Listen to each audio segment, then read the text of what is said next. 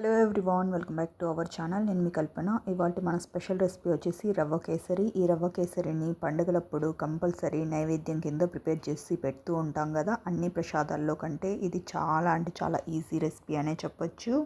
కాబట్టి చాలా క్విక్గా రెడీ చేసి ఏదైనా ప్రసాదం ఉంది అంటే అది రవ్వ కేసరి అనే చెప్పొచ్చు. ఈ ప్రసాదాన్ని మనము వరలక్ష్మి వ్రతం స్పెషల్గా ప్రిపేర్ చేసుకోవచ్చు. అలాగే వినాయక చవితి, కృష్ణాష్టమి, ఇంకా చాలా ఫెస్టివల్స్ ఒకదాని తర్వాత ఒకటి వస్తూ ఉంటాయి కదా. ఏ ఫెస్టివల్ అప్పుడైనా సరే ఈ ప్రసాదాన్ని చాలా క్విక్గా రెడీ చేసేసి దేవుడికి నైవేద్యంగా పెట్టేయచ్చు.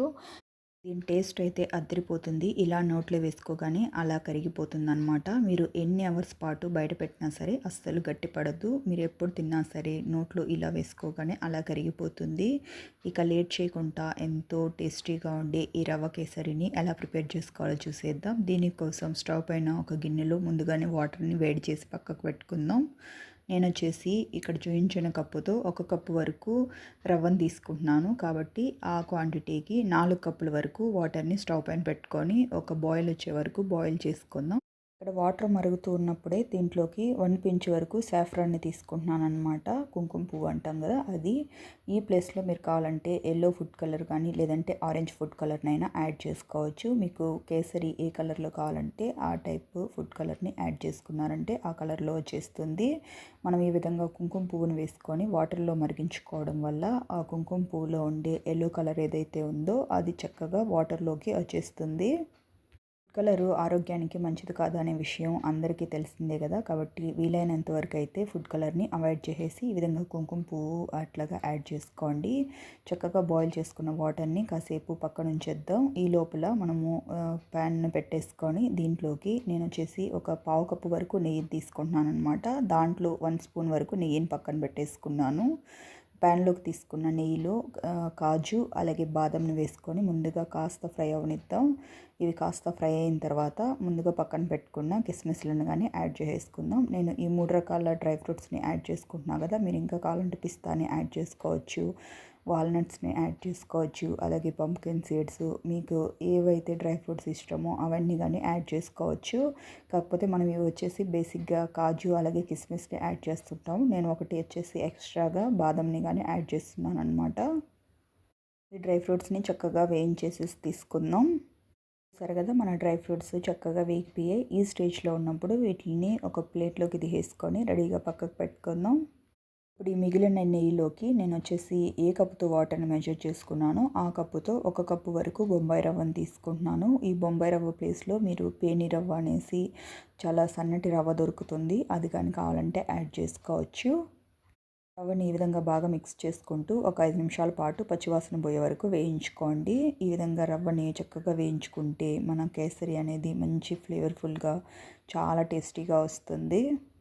కాస్త వేగిన తర్వాత దీంట్లోకి 1 కప్పు వరకు పంచదారని కానీ తీసుకుంటున్నాను. మనం రవ్వ ఎంత క్వాంటిటీ తీసుకుంటామో అంతే క్వాంటిటీలో పంచదారని కానీ తీసుకున్నామంటే మనకు స్వీట్ అనేది కరెక్ట్గా సరిపోతుంది. ఎప్పుడైనా సరే రవ్వను వేయించుకునేటప్పుడు రవ్వని పొయ్యి మీద పెట్టేసి అటు ఇటు పనులు చేసుకుంటూ తిరుగుతున్నట్లయితే మాడిపోతుంది. కాబట్టి ఎప్పుడైనా ఈ కేసరిని ప్రిపేర్ చేసుకోవడం చాలా త్వరగానే అయిపోతుంది. కాబట్టి స్టవ్ దగ్గరే ఉండి మిక్స్ చేసుకుంటూ ఉండండి.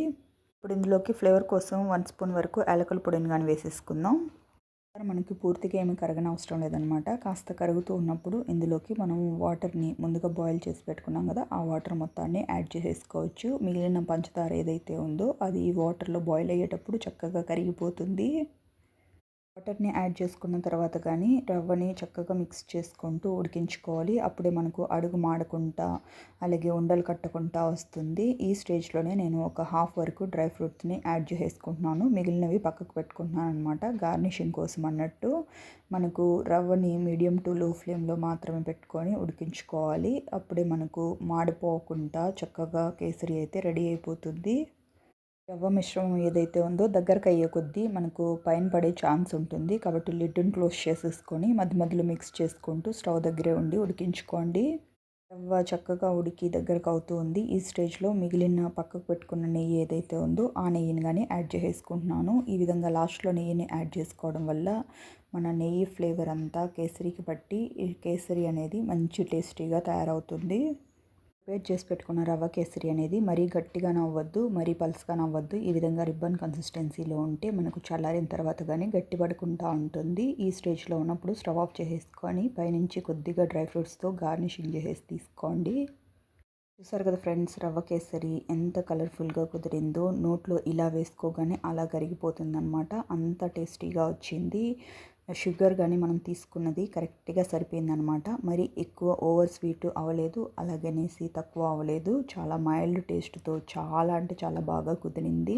నేను ఇక్కడ చూపించిన కొలతలు యాజ్ టీస్గా ఫాలో అయిపోండి. మీకు 100% ది బెస్ట్ టేస్ట్తో రవ్వ కేసరి చేయడం అయితే వచ్చేస్తుంది. మీరు మొదటిసారి ప్రసాదం ప్రిపేర్ చేస్తున్నా సరే మీరు చాలా అంటే చాలా పర్ఫెక్ట్గా చేసేయగలుగుతారు.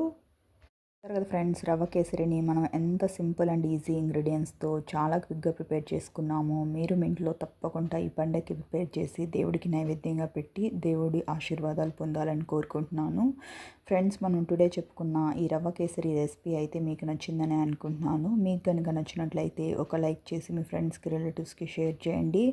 అంతేకాకుండా ఇలాంటి మరెన్నో హెల్దీ అండ్ టేస్టీ రెసిపీస్ కోసం వెంటనే మన ఛానల్ని సబ్స్క్రైబ్ చేసుకొని పక్కనే ఉన్న బెల్ బటన్ని ప్రెస్ చేసి ఆల్ అనే ఆప్షన్ని సెలెక్ట్ చేసుకోండి.